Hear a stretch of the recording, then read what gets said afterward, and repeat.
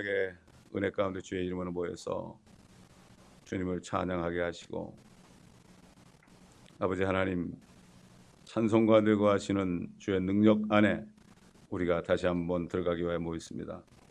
이 시간에 참 우리 같은 죄인이 나기도 전에 하나님이 사람 되셔서 그 고난 받으시고 모욕 받으시고 끝까지 달려갈 길을 달리시다가 마침내 우리의 모든 구원을 이루신, 피를 또 물을 다 쏟아 우리의 구원을 이루신 우리 주 예수 그리스도를 깊이 생각하고 그 깊은 가운데서 주님의 음성을 듣는 시간 되게 하시고, 주의 음성을 들을 때 우리가 더욱더 영육간에 강건해져서 끝까지 주님을 따라가기에 부족함이 없는 그러한 인내의 힘이 이 시간에 다시 한번 샘솟는 시간 되게 하옵소서. 감사드리며 우리 주 예수 그리스도 이름으로 기도합니다. 아멘. 자, 계속해서 우리 히브리서 12장 들어갑니다. 12장 1절부터 4절까지 먼저 보겠습니다. 그러므로 이처럼 많은 구름 같은 증인들이 또한 우리를 둘러싸고 있으니 우리 또한 모든 무거운 것과 쉽게 에워싸는 죄를 벗어버리고 인내로 우리 앞에 놓인 경주를 하자. 그리고 우리 믿음의 창시자요 완성자이신 예수를 바라보자. 그는 자기 앞에 놓인 즐거움을 위하여 십자가를 견디시고 수치를 개의치 아니하시더니 하나님의 보좌 오른편에 앉으셨느니라. 너희가 마음이 지쳐 낙심치 않기 위하여 자기에게 저질러진 죄인들의 그와 같은 모순된 행동들을 견뎌내신 그를 깊이 생각하라. 너희가 죄와 맞서서 싸우되 아직 피 흘리기까지는 대항하지 않았으며. 여기까지 보겠습니다. 이 히브리서는 첫째는 히브리인들에게 주시는 메시지요. 길게는 대환란 때 대환란을 통과하는 그런 히브리인들에게 미리 주는 말씀입니다. 미리 주는 말씀입니다. 요즘에 보면 이스라엘에서 그 대학교 교수라는 분이 이 신약 성경이 참으로 이것도 진리다 이런 얘기가 막 나옵니다. 그렇기 때문에 대환란 때 가게 되면은 히브리인들, 유대인들이 그때 가서 마태복음부터 히브리서까지 요한계시록까지 그들이 인정하고 읽을 것을 우리는 미리 알 수가 있습니다. 11장까지는 믿음장이죠. 옛날에 구약 시대에 또는 그 이전 시대에 하나님을 믿는 사람들이 어떻게 끝까지 믿다가 결국은 약속을 받지 못했지만은 그 소망 가운데 이 세상을 떠날 수 있었는가? 그건 믿음에 대한 것이었습니다. 그런데 12장부터는 믿음을 가지고 살 때 필요한 인내에 대해서 하시는 말씀입니다. 저와 여러분은, 모든 그리스도인들은 100m 선수가 아닙니다. 100m 선수가 아니라 마라톤 선수들입니다. 100m 선수들은 인내가 필요 없습니다. 순발력만 있으면 됩니다. 팍 뛰어가지고 100m를 뭐 9초에 끊는다든지 이렇게 그냥 이를 악물고 눈을 감고 뛰어서 순발력만 있으면 돼요. 그러나 마라톤 선수는 순발력으로 하는 게 아닙니다. 마라톤 선수는 인내로 하는 것입니다. 인내심이 없으면 마라톤 못합니다. 마찬가지로 우리는 100m 그러한 100m를 뛰는 그러한 그런 선수가 아니라 우리는 70년, 80년 마라톤 하는 사람들입니다. 불행하게도 많은 그리스도인들이 은혜를 받으면 마치 100m 뛰면 끝나는 줄 알고 막 열심히 뛰다가 다들 꼬꾸라진 걸 많이 봅니다. 번아웃 됐다고 그러죠. 아닙니다. 우리는 천천히 가더라도, 때로는 쉬어가더라도 우리는 인내를 가지고 끝까지 가야 됩니다. 바로 사도 바울이 우리의 바로 모범이 되었고, 우선 진정한 모범은 우리 주 예수 그리스도 아니겠습니까? 그렇기 때문에 이 12장 말씀은 구약 시대 히브리인들, 또 앞으로 대환란을 통과하는 히브리인들에 주는 그러한 그 교리적인 말씀이지만, 12장에 와서는 이 교회 시대, 하나님의 교회 그리스도인들에게 주는 엄청난 교훈이 들어있고, 지금 요 읽은 5개 구절 속에서 엄청난 진리를 우리가 발견할 수 있는 것입니다.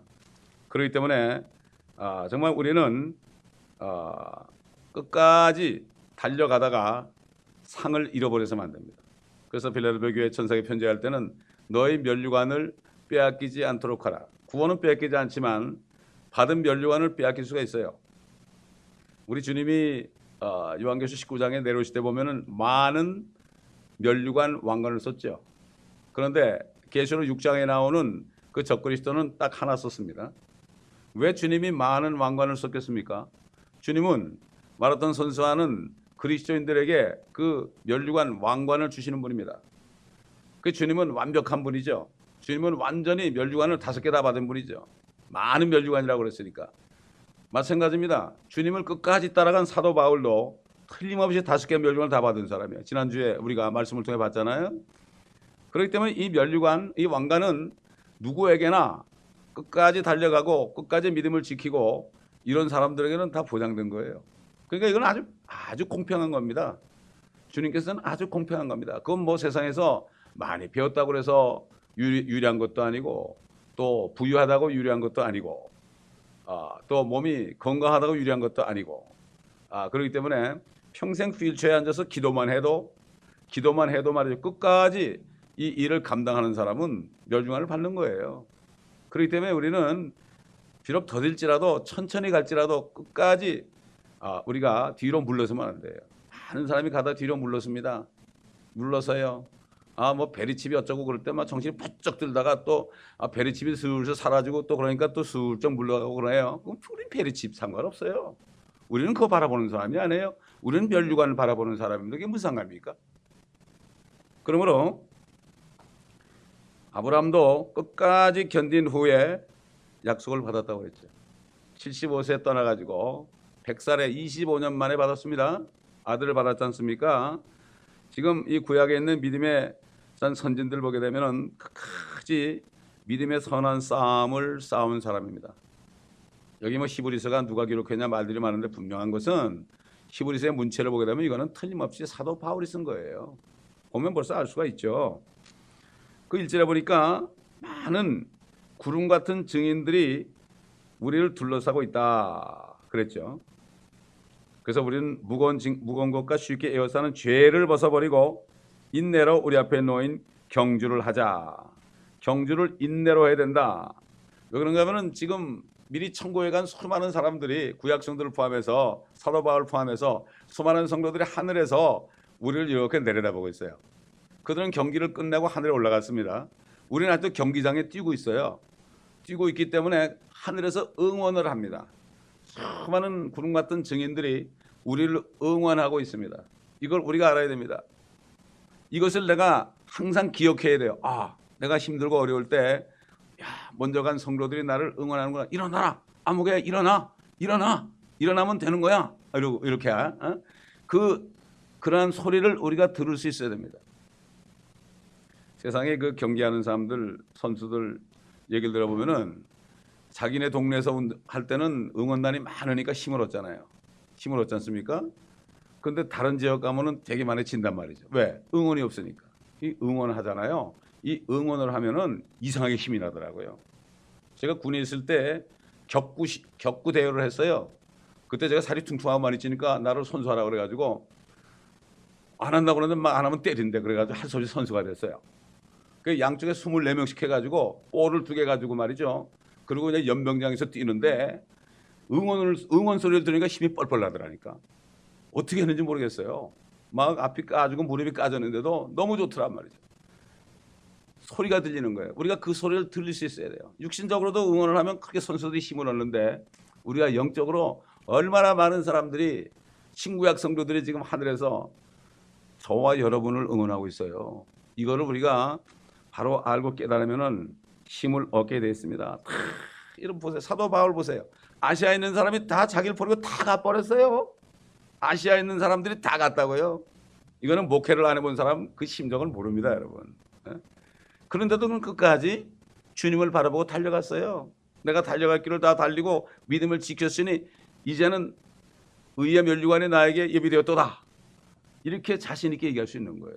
상은 얘기할 수 있는 거예요. 여러분 1등한 사람이 저 상 내 거야 그럴 수 있는 거 아니에요? 1등 해놓고 내가 무슨 상을 받아. 이거 겸손한 게 아니에요. 상 주신 이심을 믿어야 되는 거예요. 이게 믿음이에요. 하나님의 존재만 믿으면 마귀도 믿고 떠는데 존재만 믿으면 안 되죠. 이 상을 바라보는 사람이 하나님을 기쁘게 한단 말이죠. 그렇지 않습니까? 여러분 육신의 자녀도 아버지에게 잘 보여가지고 아버지로부터 유산을 많이 받기 위해서 열심히 노력하는 아들 보면 너는 받을만하다 이러지. 그거 상관없이 탕자처럼 말이죠. 미리 달래가지고 가서 다 쓰고 이런 자식들은 정말 형편없는 자녀 아니겠습니까? 마찬가지입니다. 마찬가지예요. 이렇게 옛날에 믿음의 선진들은 왜 이렇게 응원을 하는가 하면은 그들 역시 이 땅에 살면서 달리다가 쓰러져 보기도 하고 그랬어요. 아브라함 보세요. 아브라함도 몇 번 쓰러질 뻔했지 않습니까? 자기 아내 뺏길 뻔했잖아요. 이삭도 그랬죠. 뭐 다윗도 한번 쓰러졌었죠. 모세도 살인했죠. 다 경험을 했습니다. 경험을 하고 이 사람들이 일어나니까 이 지금 우리가 현 세상에서 지금 달리고 있는 그리스도인들이 넘어지고 엎어지고 그럴 때 그거를 이해하는 거죠. 그렇기 때문에 일어나라 이렇게 응원을 하는 거죠. 그들이 광야와 산속과 동굴과 톡을 해서 유리하게 되었는데도 이 사람들은 더 좋은 부활을 얻기 위해서 그래서 그들은 끝까지 인내하고 표대를 바라봤습니다. 표대, 또 마크라 그랬죠. 표대라는 것은 최종적인 나의 골입니다. 최종적인 골이에요. 이게 하나님의 지혜는 주님을 만났을 때 나에게 이루어질 일들을 아는 거, 이게 바로 지혜입니다. 예수 그리스도가 바로 지혜예요. 그러므로 예수 그리스도를 아는 만큼 지혜가 많은 거예요. 예수 그리스도를 모르는 사람은 지혜가 없는 거예요. 예수 그리스도를 깊이 알수록 어떻게 됩니까? 주님의 나라를 위해서 예비한 것들을 내가 알게 되니까 그게 참 지혜로서 이 땅에 있는 것들은 돌아보지 않는 거죠. 육신의 정욕과 안목의 정욕과 이생의 자랑 같은 것 전혀 거들떠보질 않습니다. 거들떠보질 않습니다. 그게 지혜란 말이죠. 지혜는 이 세상 것을 바라보지 않고 영원한 것을 바라보는 게 이게 지혜예요. 그러니 세상 학교에서 뭘 가르칩니까? 이 세상 것만 바라보도록 하잖아요. 그건 지혜가 아니죠. 철학자들이 와가지고 그냥 도둑질 해가지고 하나님의 지혜를 도둑질 해가지고 자기들이 지혜라고 그래가지고 필로소퍼 그래가지고 우리가 지혜를 찾는 사람이다 이렇게 해가지고 했지만 결국 니체 같은 사람은 지혜로운 것 같았지만은 평생을 하나님은 죽었다고 그리고 그거 하다 죽은 사람 아니에요. 니체가 죽었죠? 하나님이 니체는 죽었다고 그랬지 않습니까? 하나님을 죽었다고 그런 사람한테 하나님이 그가 주니까 니체는 죽었다. 아주 글로 써놨다고 그러잖아요. 지나가는 사람들 다 봤다고 그러잖아요. 니체는 죽었다. 하나님이 썼다. 이렇게 해놨다고 그러잖아요. 얼마나 어리석은 자들입니까? 하나님을 두려워하는 것이 지혜의 시작이라고 그랬고 지식의 시작이라고 그랬죠. 하나님에 대해서 우리 주 예수 그리스도에 대해서 아는 것이 지식입니다. 이게 참 지혜란 말이죠. 이번 주에는 참 지혜에 대한 설교를 하거든요. 아이들한테 아주 간곡하게 할 거예요. 한 45분 제가 녹음했습니다. 세상에서 배우면 배울수록 더 많이 하나님의 말씀을 알지 않으면 결국 세상 어리석은 세상 지혜에게 빼앗겨버립니다. 빼앗겨버리면 남는 게 아무것도 없습니다. 이거를 어린아이들에게 제대로 가르쳐줘야 되죠. 그래서 옛날 사람들은 정말 그들 앞에 있는 촛대를 바라보면서 증거들을 남긴 사람들이죠. 증거를 남긴 사람이죠. 자, 그분들이 우리를 응원하는 구름 같은 증인들이 뭘 안타까워합니까? 여기 보니까 무거운 것과 쉽게 에워싸는 죄를 벗어버리라. 그리고 인내로 우리 앞에 놓인 경주를 하자. 그들이 이렇게 응원하니까 그렇게 하자 이거죠. 우리가 죄에서 굴복하면 그들은 안타까워하죠. 저러면 안 되는데, 저러면 안 되는데. 그러다 다시 일어나면 또 그렇지 잘했다 옳지 그러겠죠. 옳지 그러겠죠. 한올절이겠죠. 응원을 보냅니다. 이것이 바로 우리가 항상 성령 안에서 들어야 되는 소리입니다. 우리가 어려울 때 정말 어려울 때 옛날 구름 같은 증인들이 우리를 위해서 일어나라 하는 그러한 소리를 기도할 때 들을 수 있어야 돼요. 그래서 기도하는 거죠. 우리 주님이 먼저 그렇게 말씀하시죠. 선수들이 달리기 하는 선수들이 뭐 유니폼에 주머니 있는 건 제가 못 봤어요. 주머니라는 거는 뭔가를 이렇게 넣어가지고 어디까지 가지고 가려고 운반하려고 하는 거 아니에요? 근데 뛰는 사람은 주머니가 있으면 안 되죠. 가볍게. 옛날에 아프리카의 아바베라는 마라톤 선수는 맨발로 뛰었지 않습니까? 그 참 신발도 무거운 거죠. 그러니까 1등 했지 않습니까, 여러분? 가장 가벼우니까 1등 했지 않습니까? 응? 우리도 마찬가지로 영적으로 모든 죄들이나 모든 쓸데없는 것들, 이런 것들을 전부 다 없애버려야 돼요. 그렇기 때문에 그 디모데전서 6장 9절 보면 그 돈을 사랑한 것에서 나오잖아요. 그러면서 뭐라고 그랬습니까? 무건침에 대해서 부유하게 되고자 하는 자들은 유혹과 올무와 여러 가지 어리석고 해로운 정욕에 빠지리니 이는 사람들로 파멸과 멸망에 빠지게 하는 것이라. 우리에게 무건침이라는 것은 죄인데 죄 중에서 제일 먼저 사로잡는 게 뭡니까? 정욕이죠. 더 많이 벌고자 하는 마음. 그렇죠? 더 많이 벌고자 하는 것. 이게 바로 올무가 되는 거죠. 이게 바로 무거운 짐이 된다는 것을 알아야 됩니다. 사도 바울이 먹을 것과 입을 것이 있은즉 족한 줄 알라. 만족할 줄 아는 경건이 참 경건이다. 자족하는 것이 참 경건이다. 그게 욕심을 내지 않는 거. 이게 욕심을 내는 게 우상숭배거든요. 그래서 욕심은 탐심은 우상숭배라고 그랬고 탐심 때문에 하나님의 자녀들 위에 진노가 임한다고 그랬습니다. 많은 그리스도인들이 탐심을 품고 그러다가 참 매를 맞는 거 우리가 많이 듣죠. 뭐 간증하는 사람들 보면 되게 그런 얘기를 많이 하더라고요. 이런 것들, 죄, 그다음에 이 무력, 욕심 이런 것들이 우리를 잘못하면은 애워싸는 거죠. 막 걱정 근심하다 보면 그것이 나를 애워싸는 거죠. 이걸 다 떨쳐버려야 된다 이런 얘기죠. 그래서 사도 바울은 그 고린도 교회 성도들에게 편지할 때 또 디모데에게 편지할 때 그 믿음의 경계에 대해서 얘기했죠. 우리 한번 몇 구절 찾아보겠습니다. 고린도전서 9장 24절 보게 되면 고린도전서 9장 24절 경기장에서 달리는 사람들이 모두 달릴지라도 한 사람만이 상을 받는 것을 너희가 알지 못하느냐. 그러므로 너희도 상을 얻게 되도록 달리라. 달리라. 달리란 말을 많이 합니다. 사도 바울이. 우리는 걸어가면 안 됩니다. 달려야 됩니다. 달려야만 짖는 소리가 안 들립니다. 뭐가 짖어도 기차는 달린다. 이런 말이 있죠. 달릴 때 그냥 쑥 지나가는 거죠. 걸어가다 보면 그 짖는 소리 때문에 빠져당해서 결국은 이 세상에 있는 사람들이 짖지 않습니까? 그거 듣지 않으려면 빨리빨리 달려야 돼요. 아주 동쾌하고 달려야 돼요. 주님만 바라보고 달려야 됩니다. 다른 거 보면 안 됩니다. 옆에 사람 볼 필요도 없습니다. 그 다음에 디모데후서 2장 5절 보면 또 누구든지 경기를 할 때 규칙대로 하지 아니하면 멸류관을 얻지 못하리라. 규칙대로 해야 돼요. 세상 그 올림픽 경기대도 규칙이 있잖아요. 규칙을 어기면 아무리 1등으로 들어와도 금메달이 취소가 됩니다. 또 아무리 1등으로 들어와도 다른 라인을 이렇게 쭉 하고 다른 선수를 밀거나 그러면 결국 탈락이 되지 않습니까? 규칙이 뭡니까? 하나님의 말씀대로 해야 돼요. 모든 멸류관에 5개가 있는데 내 생각대로 내가 이렇게 열심히 일하면 주시겠지 이게 아닙니다. 멸류관. 특히 선교사들 있잖아요. 선교사들이 멸류관을 받으려면 검문만 주면 안 돼요. 가서 복음을 전해야 돼요. 또 그 사람들을 가르쳐야 돼요. 그렇죠?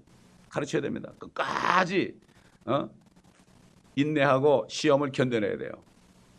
그리고 쓸데없는 짓 하지 말고 모든 게 절제하고 끝까지 주님 오실 날까지 숨이 끊어지는 순간까지 믿음을 지켜야 됩니다. 이래야만 멸류관 받는 거죠. 그 건물이라고 사진 찍어서 보내고 온 건 그건 아닙니다. 그렇기 때문에 뭐 선교지에 가 있다고 멸류관 받는 게 아니고 뭐 이렇게 도시에 산다고 멸류관 못 받는 것도 아니고 그렇습니다. 사지가 멀쩡하다고 받는 것도 아니고 휠체어에 있다고 못 받는 것도 아니고 다릅니다. 다 그 자리에서 멸류관을 받을 수 있는 길을 다 열어주셨어요. 성경에 보면 규칙이 있다 이런 얘기죠. 규칙대로 경기 안 하면은 열심히 일하는데 그 일은 다 불러 타버립니다. 그리스도 심판석에서 다 타버립니다.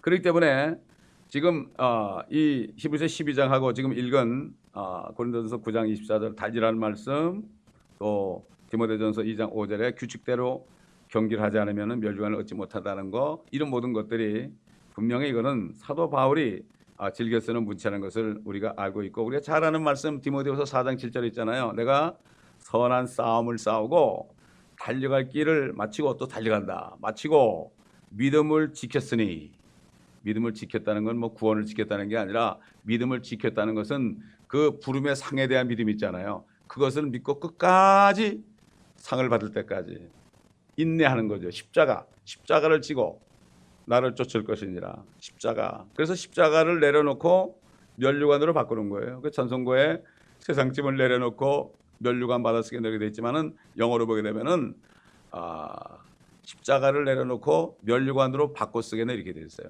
근데 그걸 세상짐으로 해놨다고. 십자가를. 세상짐하고 십자가는 다르죠. 완전히 다른 거죠. 물론 약간 뭐 공통적인 것도 있겠지만은 그런 거죠. 그러니까 사도 바울이 그 의의 면류관이 마련돼 있다. 담대하게 얘기했죠. 의로운 재판관이 누굽니까? 왜 예수님을 재판관이라고 그랬죠? 그리스도의 심판석에서 주님이 재판장으로 계시거든요. 그러니까 우리는 그렇기 때문에 그 심판장이신 주님은 심판을 뭘로 하는가 하면은 자신이 쓰신 말씀, 자신의 이름으로 오신 성령께서 쓰신 말씀, 이 말씀을 가지고 심판한다고요. 여러분, 판사, 저지라는 거는 항상 법을 가지고 심판하지 자기 생각 가지고 하는 게 아니에요. 제가 그 미국의 배심원에 이제 차출돼가지고 여러 번 가봤는데 이 사람들이 이제 뽑기 위해서 사람들에게 얘기하는 게 이걸 물어요. 만약에 어떤 죄인을 심판하는데 당신 생각하고 그다음에 법하고 좀 다르다. 법은 이렇게 얘기했는데 당신 생각은 좀 다르다. 그럴 때 어떻게 하겠느냐? 그럴 때 그거는 법은 좀 잘못됐습니다. 이렇게 하는 사람 떨어지고, 내 생각이 이럴지라도 법이 저렇게 말하면 나는 그대로 하겠습니다. 이런 사람만 배심원으로 뽑히는 거예요. 이게 뭡니까? 법대로 심판하는 거란 말이죠. 심중으로 하는 게 아니죠. 마찬가지로 하나님, 우리 주님도, 의로운 재판관도 우리가 휴거돼서 올라갈 때 주님이 주신 이 말씀 법대로 하죠. 내가 너희를 심판하는 것이 아니다.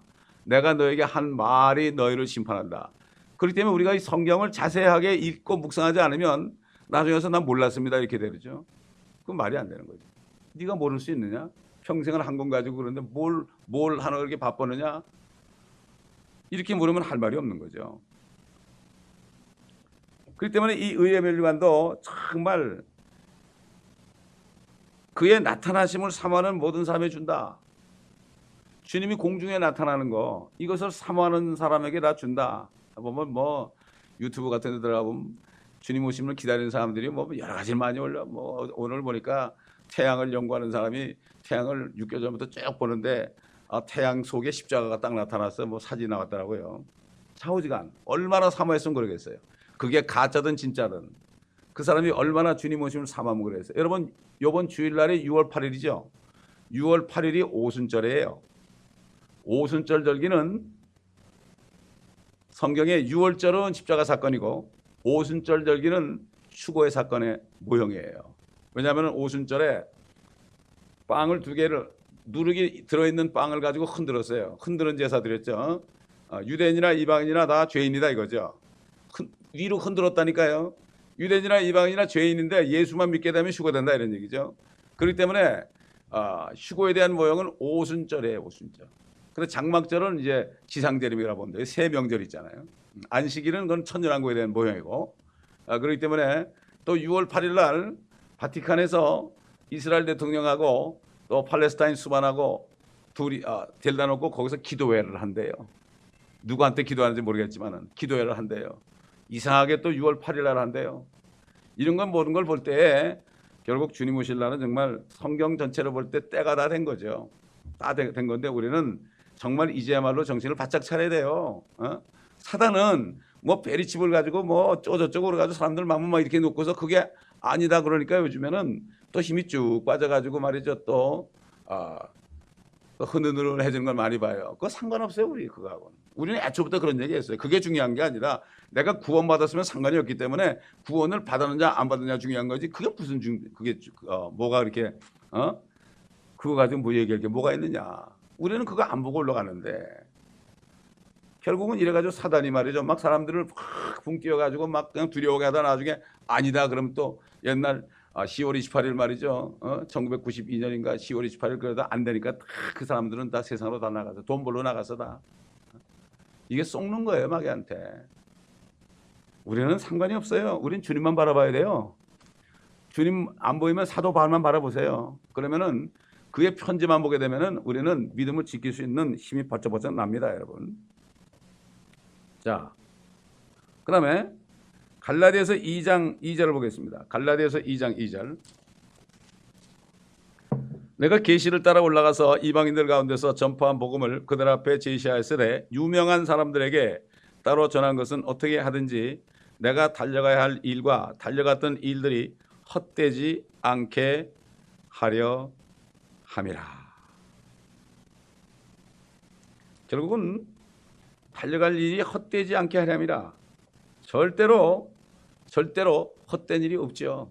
절대 헛된 일이 없어요. 사도 바울은 그 아그리파 앞에서 신문을 받았는데 아그리파가 그랬죠. 네가 여기서 말만 잘했으면은 시장한테까지 안 가도 될 텐데. 그러나 사도 바울은 그걸 피하지 않았죠. 끝까지 로마까지 갔어요. 왜?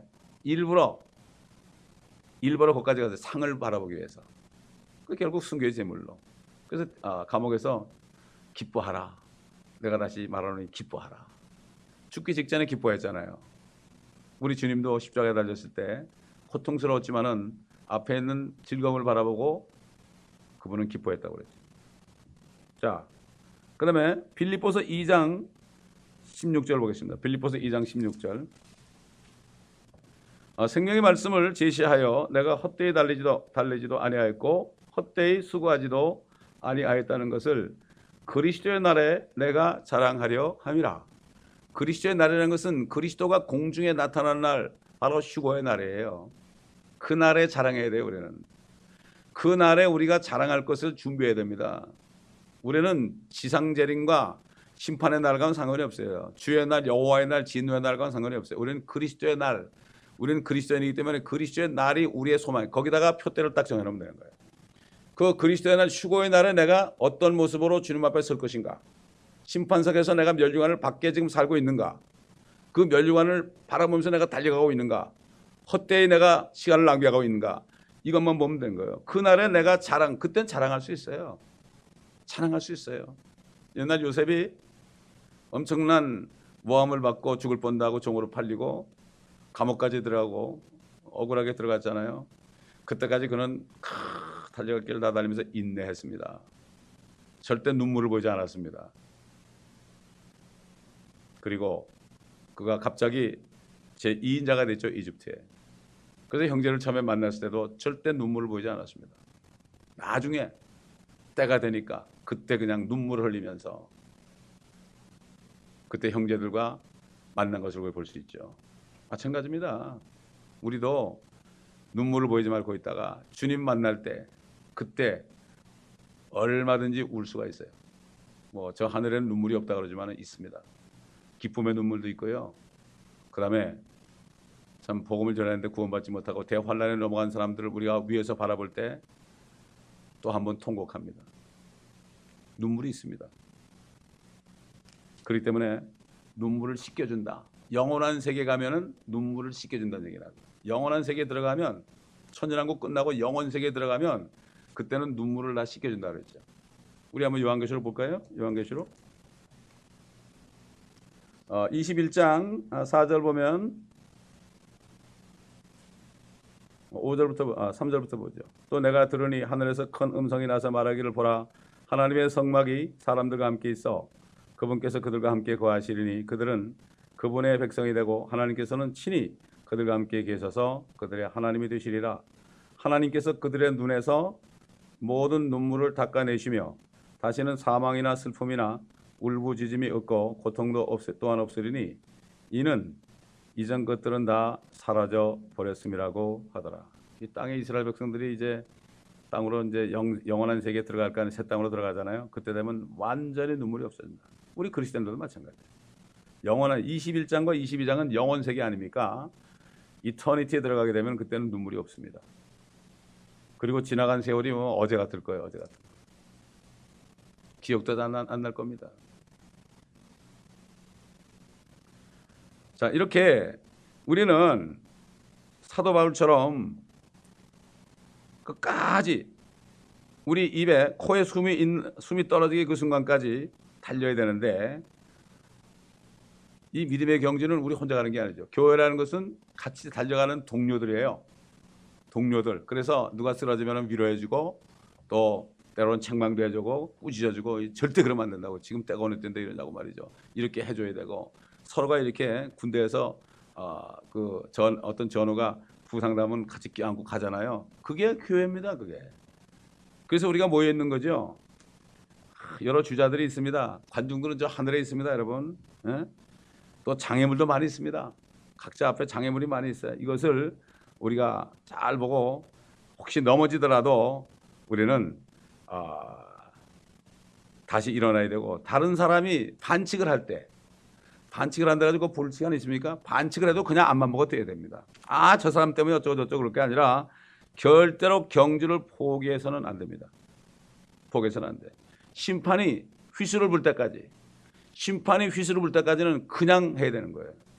심판이 휘슬도 안 부는데 저 사람 봐요 그러면은 나만 손해죠. 그러므로 그 목표만 바라보고 우리 주님의 뒤를 바라보고 우리는 결국은 가야 된다. 그래서 사도 바울은 골로새 교회 성도들에게 이렇게 얘기했죠. 위에 있는 것에 너의 마음을 두고 땅에 있는 것에 마음을 두지 말라. 항상 위만 바라봐라. 위만 바라봐라. 왜? 너희가 그리스도의 영광 중에 나타날 것이다. 영광이라는 것은 우리가 영광의 유업이라는 게 잠언에도 나오는데, 영광의 유업은 바로 천년왕국에서 우리가 받을 유업을 얘기해요. 주님이 이 땅에 오실 때 받을 영광도 영광이고, 또 영광스럽게 우리가 주님을 만나는 휴거된 성도들도 마찬가지로 영광스러운 유업을 누리는 거예요. 그러니까 우리가 누리는 것이 지구예요, 여러분. 이걸 알아야 돼요. 고생한 지구 있죠. 여기서 고생하고 궁핍하고 모욕받고 이 지구에서 우리가 통치자가 되는 거예요. 지구에만 살아도 괜찮은데, 그런데 통치하니까. 근데 이것을 참 믿어야 되거든요. 예를 보면 그 성경학교에 등록한 분들이 한국에서 이제 임하려고 그러는데 이분들이 너무 기뻐하는 거예요. 왜냐하면 성경을 절절히 공부하다 보니까 이게 퍼즐처럼 난 맞아가지고 혼이 보인다는 거예요. 그래야만 믿을 거 아니에요? 여러분, 사도들이나 선지자들이 다 본 거예요. 하나님이 성령에서 보여준 것을 다 봤기 때문에 확실한 거예요. 우리도 이 성경 안에 쓰인 말씀 안에는 이 광경을, 엄청난 영광스러운 광경을 볼 수 있어야 돼요. 봐야만 믿게 되어 있습니다. 우리가 영적으로 봐야만 믿죠. 이 안에 집어넣은 머리에만 있으면 절대 믿을 수 없어요. 그때뿐이에요.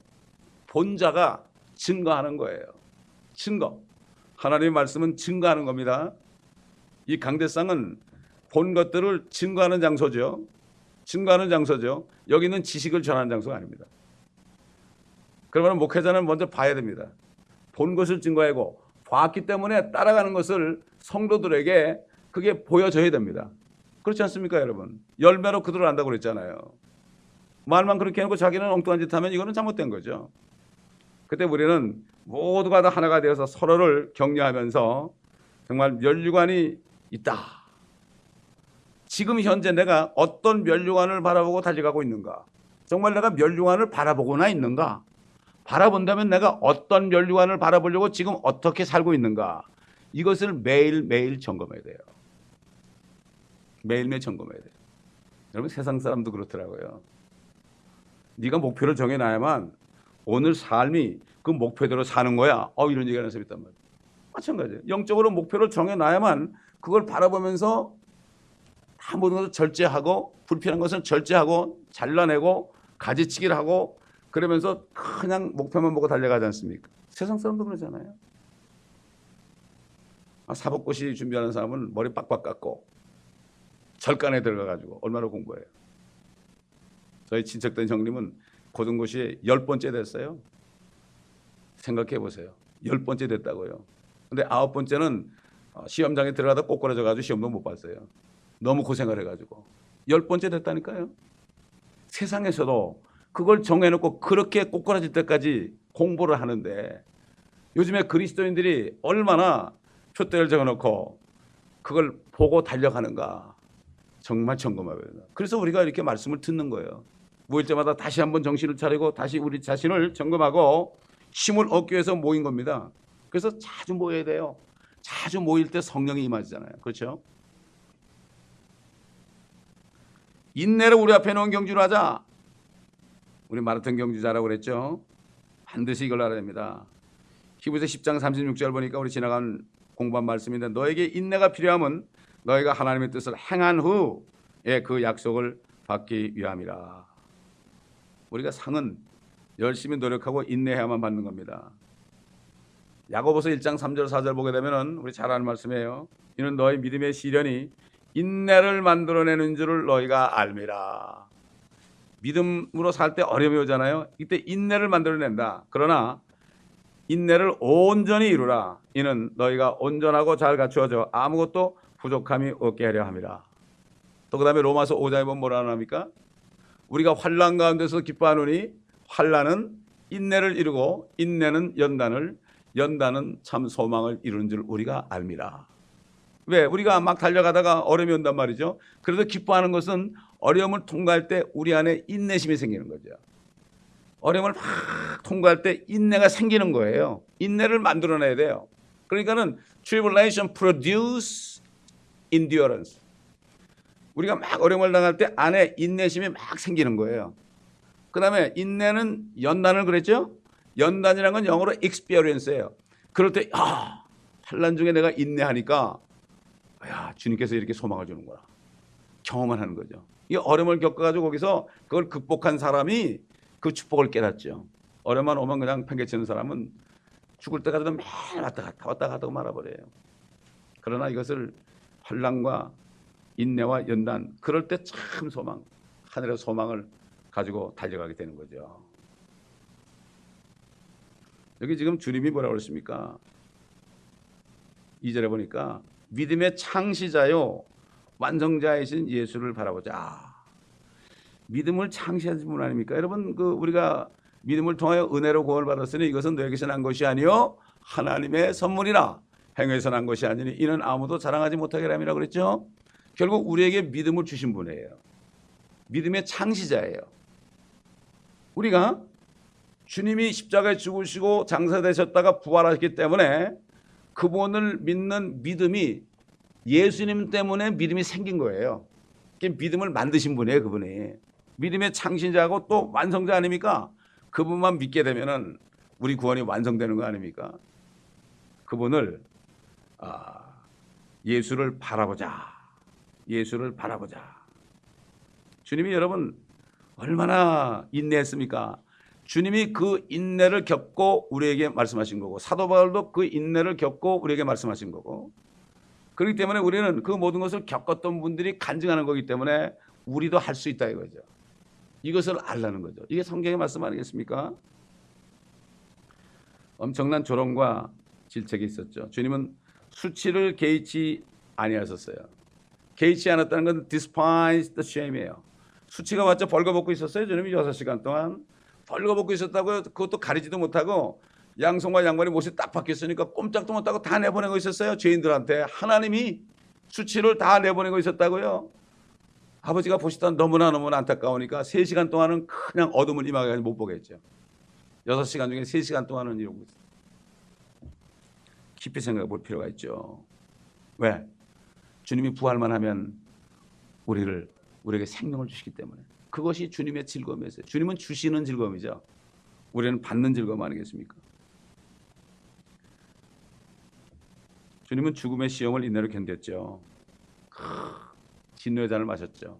지나가게 해달라고 했죠. 얼마나 힘드시면은 그 주님의 인성이 거기에 있는 거죠. 그거를 내 원대로 마옵시고 아버지의 원대로 앞서서, 그리고 그걸 마시고 가서 죽으신 거죠. 거기에는 모든 세상의 저주, 죄가 다 들은 거예요. 그게 우리 것까지 다 들은 거예요. 그래서 세상 죄를 제거하셨다고 그러는 거예요. 이게 구원이라는 게 혼의 구원이잖아요. 안에 이미 예수 믿을 때 우리 마음이 정결이 됐어요. 우리 한번 사도행전 볼까요? 사도행전. 이거를 깨달아야 되는데 이 복음을 못 깨달아요, 사람들이. 자꾸 육신적인 가지고 따진다고요. 그래서 죄가 다 제거됐다고 그러니까 그걸 가지고 뭐 영지주의자란다고 그러잖아요. 저보고 이게 뭐예요, 그게? 복음을 모르는 거예요. 우리가 믿을 때 이미 안에 우리의 혼은 이미 깨끗해진 거예요. 아멘. 속은 깨끗해졌다고요. 아직 겉이 더럽죠. 그것도 죄를 지면 안 되죠. 죄를 지면 고통이 있지 않습니까?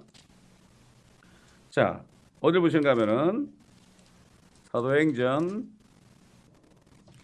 그 사도 베드로가 고넬료 집에 가서 복음을 전하고 결국 그들이 구원받는 것을 보고서 사도들에게 와가지고 이런 얘기를 했죠.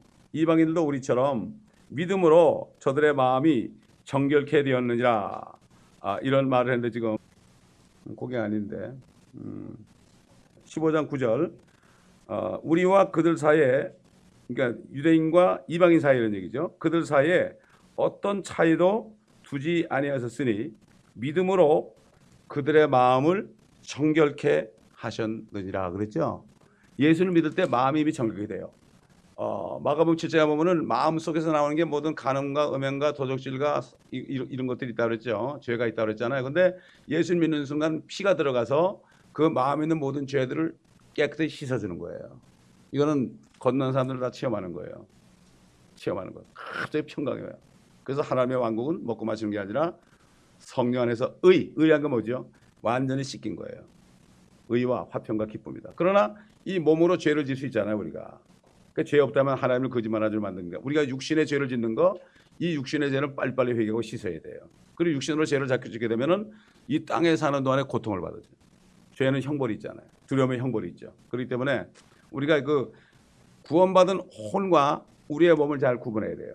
은혜가 넘친 곳에 죄가 많은 곳에 은혜가 넘쳤다 그러니까 그렇다고 죄를 지을 수 있느냐? 그럴 수 없느니라. 왜? 우리는 이미 죄에 대해서 죽은 자들이다. 그래서 성경을 알아야 돼요. 우리는 죄에 대해서 죽은 자들이기 때문에 육신이 죄를 지을 수가 없어요. 사실은. 왜? 이미 죽어서 무덤에 가 있는 거예요. 예수님이 십자가에 죽으시고 무덤에 가셨다는 것, 장사됐다는 것은 우리가 그걸 믿을 때 우리 몸은 이미 장사된 것으로 주님이 간주해 주는 거예요. 그 얘기는 죄를 질 수 있다는 얘기입니까? 영주주의라는 건 그렇기 때문에 내가 몸으로 막 죄를 져도 어차피 버릴 거니까 괜찮다는 게 영주주의예요, 이게. 그러나 우리는 죄를 질 수 없는 사람들이에요. 이미 우리는 십자가에 주님과 못 박혔고 주님과 함께 장사된 사람들이에요, 육신은. 우리 혼은 구원을 받았어요. 영원 지민 하나님 보좌 우편에 가 있죠. 이것을 바로 구분을 해야 되는 거죠. 그럴 때 우리는 죄와 상관없는 자들이에요. 죄에 대해서 죽은 자요. 하나님께 대해서는 산 자로 여길지다 그랬잖아요. 우리는 죄를 질 수 없어요. 무덤에 가 있는 사람이 일어나가지고 죄를 못 지는 것과 똑같이 이 육신은 이미 무덤에 들어가 있기 때문에 죄를 지을 수가 없어요. 그런데 사단은 너는 죄를 지을 수가 있다 그래서 끌고 가는 거예요. 근데 속으면 안 되는 거죠. 그 때문에 몸까지도 육신까지도 주님 오실 때 책망할 것이 없이 보존돼야 돼요. 우리가. 영광과 몸이 다 보존돼야 됩니다. 이거를 잘 나누어서 공부를 해야 되는데 이걸 안 하니까 옛날에도 그 어릴 때 보면은 중생 땐 영혼이 죄를 짓느냐 안 짓느냐 이걸 가지고 교회가 갈라져요. 거듭난 영혼이 죄를 짓느냐 안 짓느냐. 그 영혼이 그러니까 이것도 막연하죠. 몸하고 구분을 못하죠. 그렇기 때문에 결국은 이 육신은 우리가 죽으면은 무덤에 들어가서 썩게 되는 거죠. 이거를 바로 알아야 되는데 이 복음을 많이 알지 못해요. 그래서 예수께서 피가 들어가서 우리 죄를 제거하는 거예요. 속의 죄를 제거하는 거예요. 그렇기 때문에 이 복음을 혼의 구원이라는 것을 바로 알지 못하면 구원이 그냥 영혼 그렇게 얘기하니까 하나로 돼가지고 이 구분이 잘 안 되는 거죠. 자, 주님은 이렇게 죽음의 시험을 견디셨죠. 인내로 견디셨죠.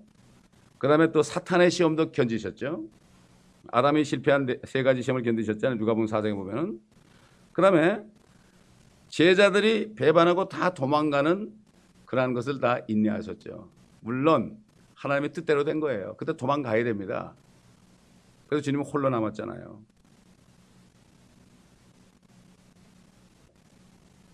얼마나 배고프고 목이 말랐습니까? 내가 목마르다 그랬죠. 다 물과 피가 떨어지니까 그냥 주님이 입천장에 혀가 딱 붙어가지고 숨이 넘어가신 거죠. 얼마나 목이 말랐겠습니까? 물과 피가 다 빠졌으니까. 슬픔의 사람이라고 그랬죠. 고통이죠. 이런 모든 것들을 주님은 다 인내하시고 마침내 승리하셔가지고 많은 면류관들을 쓰고 이제 오실 것이다. 이렇게 성경은 말씀하고 있습니다. 자, 그 다음에 2절에 보니까 십자가를 견디시고 수치를 개치 아니하시더니 하나님의 보좌 오른편에 앉으셨느니라. 여러분 시편 22편과 이사야서 53장에 주님의 그 고난받는 장면이 나오죠. 그래서 어떤 유대인은 나는 이사야서 53장을 읽다가 예수님을 만났다고 거듭났다고 그런 간증을 제가 들은 적이 있어요. 수치를 개의치 않았다는 것은 수치를 그냥 무시해버렸다 이거죠. 수치를 무시해버렸다. 얼마나 수치스러워요. 그렇죠? 왜? 우리가 받는 수치 있잖아요. 그것도 주님이 다 가져가셨어요. 그렇기 때문에 우리는 어떤 수치스러운 일이 있어도 그걸 다 얘기할 수 있어야 돼. 다 얘기할 수 있어야 돼. 주님이 다 가져가셨어요. 그럼 부끄러워할 필요 없죠. 그걸 믿을 때, 주님이 내 수치까지도 다 담당했다는 걸 믿을 때 부끄러워할 필요가 없죠. 또 주님이 내가 지은 죄들을 다 가져갔다고 그럴 때 내가 옛날에 죄 지었던 것을 숨길 필요가 없죠. 나는 이런 죄를 지은 사람입니다. 이렇게 얘기할 수가 있죠. 죄와 수치. 또 나무에 달리심으로 저주로부터 우리를 구원하셨죠. 근데 3절 보면은 자기에게 저질러진 죄인들의 그와 같은 모순된 행동들을 견뎌내신 그를 깊이 생각하라. 모순된 행동들이 뭡니까? 그분은 우리 죄인들에게 어떤 모욕도 당하실 수 없는 분이에요. 모순된 행동이라는 것은 말도 안 되는 얘기라 이거죠. 그것을 다 견뎌냈다. 우리들은 우리가 지은 죄 때문에 여러 가지 어려움도 당할 때가 많죠. 주님은 죄가 없고 죄를 짓지도 않은 분인데 죄인들에게 얼마나 모순된 행동들을 받았습니까? 아니 피조물들이 창조주를 대적했잖아요. 이거 말이 됩니까? 개미가 나보고 욕하면 그 말이 됩니까? 이건 말이 안 되는 거죠. 또 태양을 창조하신 분 아닙니까? 근데 태양 밑에 그냥 몸이 완전히 바비큐가 됐어요. 그래서 6월절에 보면은 양을 먹을 때 절대로 삶아 먹지 말아라. 불에 구워 먹으라는 건 뭔가 하면은 어린 양으로 오실 예수님이 뻘거벗고 완전히 그냥 6시간 동안, 3시간 동안이죠. 물론 나머지 3시간은 어둠이 있었으니까 그 더운 말에 떼약볕에 말이죠. 거기에 그냥 3시간을 이루고 있었으니 몸이 완전히 바비큐가 됐죠. 그래서 구워 먹으라는 거죠. 그래서 구워 먹으라는 거죠. 땅을 창조하신 분이 말이죠. 맨날 맨발로 다니셔가지고 그 먼지 때문에 얼마나 발이 더러졌겠습니까? 주님은 제자들이 또 발을 씻겨줬죠. 생명을 창조하신 분 아닙니까 그분은? 생명을 창조하신 분인데 그 바리새인들이 뭐라고 그러십니까? 저 사생하라고 그랬죠. 우리는 음행으로 난 자가 아니다. 당신은 사생하다 이런 얘기를 들었죠. 기가 막히게 이게 완전히 모순된 행동 아닙니까? 자기 백성에게 왔는데 쫓겨다니고 저주받고 매를 맞고 침뱉음 당하시고 수염도 뽑히고요. 채찍도 맞고 죽임까지 당하셨잖아요. 참, 절대로 어떤 사람도 그러할 권리가 없는 사람들인데 모순된 행동을 통해서 주님은 끝까지 견뎌내셨기 때문에 그분을 깊이 생각하라는 거예요. 많은 사람들이 이런 아주 그냥 고통 속에서 있던 사람들이 간증하는 거 보면은 내가 이렇게 고통스러울 때 주님이 십자가에서 얼마나 고통스러웠을까 이것을 내가 생각해봤다 그런 사람 있죠? 맞아요. 맞습니다. 인내로 다 견디셨습니다. 자신을 완전히 하나님께만 의탁했지 어떤 사람에게도 의탁하지 않았습니다. 우리도 마찬가지죠. 사람을 절대 의지하면 안 돼요. 사람은 사랑의 대상이지 믿음의 대상이 아닙니다. 많은 사람들이 교회 갈 때 목사를 믿고 가요. 저 목사는 겸손하고 참 너무나 사랑이 많으시고 이러고 가는데 절대 믿을 게 못 돼요. 교회를 갈 때는 말씀을 먹으러 가는 것이죠. 목사의 인격을 보고 가는 게 아닙니다. 물론 목사가 인격도 좀 더 좋겠죠. 정중한 말과 그럴듯한 언변으로 순진한 사람을 미혹하느니라고 그랬어요. 사도 바울이 그랬어요. 사도 바울이. 왜냐하면은 하나님의 말씀을 전하다 보면 정중하게 할 수가 없어요. 책망을 많이 하게 돼 있죠. 그렇지 않습니까? 그렇기 때문에 정말 진리로부터 돌이켜서 귀를 가렵게 해줄 많은 선생들을 두리라. 내가 귀에 거슬리면 그냥 안 들어버리고 이렇게 하고 저거 나한테 하는 얘기 아니냐 이렇게 듣고 사실 우리 말씀은 전부 여기 듣는 사람이 하는 얘기 아닙니까? 그렇잖아요. 그렇잖아요. 이걸 듣고 내가 빨리빨리 깨닫고 회개하면 그 사람은 축복이죠. 온전히 아버지께만 의탁하고 주님은 사람처럼 두드려 맞았다. 이거 참 모순된 거 아니겠습니까? 깊이 생각해 봐야 돼요. 정말 깊이 생각해 봐요. 제가 옛날에 이걸 설교하다가 눈물이 확 쏟아졌어요. 눈물이 확 쏟아졌는데 어떤 듣던 분이 나중에 뒤에 가서 뭐라고 하면 저 눈물은 가짜 눈물이라 그런 사람이 있더라고. 참 별소리 다 들었죠. 어떻게 강대상에서 예수님 설교하다 눈물이 나는데 그걸 가짜 눈물이라고 그럽니까? 가짜로 눈물 흘릴 수 있습니까? 무슨 뭐 안약 집어넣은 것도 아니고. 참 그러니 뭐 우리는 사도 바울처럼 모욕과 약함과 궁핍과 박해와 공경을 기뻐해야 돼요. 우리가 어려움을 당할 때요, 주님의 고난에 동참하는 것을 내가 기뻐할 수 있어야 돼요. 이게 상이거든요. 십자가가 뭐죠? 억울한 일이에요. 나는 억울한 일을 당할 일을 안 했는데 그런 일을 당하는 것이 이게 십자가예요. 그걸 인내하라는 얘기예요. 왜 그렇습니까? 사단이 그렇게 하는 거 아니겠습니까? 그래서 3절 보면 너희가 생각이 지쳐 낙심치 않기 위하여. 왜? 우리 주님을 생각하는 것은 영적인 삶 속에서 지치지 않고 낙심치 않기 위해다. 우리가 지쳐 있다면은 주님을 바라봐야 됩니다. 시험을 받고 있다면은 시험 받으셨던 주님을 바라봐야 됩니다. 친구가 나를 배반하였다면은 주님도 배반당했습니다. 배반당해서는 주님을 바라봐야 됩니다.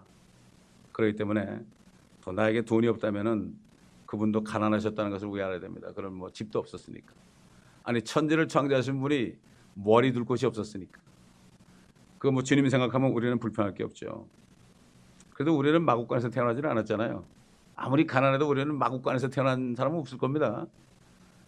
그 주님께서는 모든 사람을 구원하고 모든 사람들이 그분을 바라보고 위로받기 위해서 주님은 가장 낮은 자리에 오신 거예요. 가장 큰 모욕을 받은 거예요. 그래서 깊이 생각해야 돼요. 예수를 깊이 생각해야 돼요. 예수님을 깊이 생각하고 그분을 아는 것이 바로 지혜입니다. 그게 바로 지혜죠. 주님은 죄와 싸울 때 피 흘리기까지 싸웠어요. 우리를 대신해서. 그러나 우리는 피 흘리면서 싸운 적이 없어요. 주님을 깊이 생각해야 됩니다. 구원의 창시자요, 믿음의 창시자요, 완성자이신 예수를 깊이 생각하라.